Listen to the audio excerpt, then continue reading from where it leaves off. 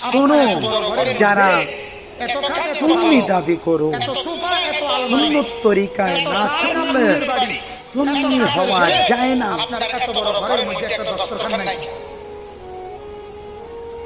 কথা বলেন না কেন? কেন না?